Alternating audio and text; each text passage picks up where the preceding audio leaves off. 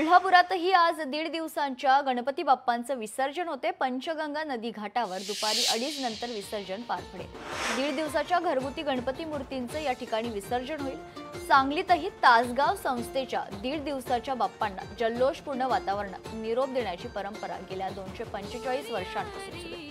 मंगलमूर्ती मोरया, गणपती बाप्पा मोरयाच्या जयघोषात गुलालांची आणि पेढ्यांची उधळण करत रथोत्सव सोहळा असतो। यामध्ये 7 मजली लाकडी रथ ओढत नेऊन खरं तर तासगावच्या मानाच्या 1.5 दिवसाच्या गणपतीचं विसर्जन करण्याची परंपरा असून या निमित्तानं तासगाव नगरीमध्ये रथोत्सव सोहळा पाहण्यासाठी लाखो भाविकांनी उपस्थिती लावलेली आहे। या रथोत्सवात हत्ती, घोडे, ढोल ताशा पथकासह पारंपरिक वाद्यांच्या गजरात रथोत्सव सोहळा संपन्न होतो।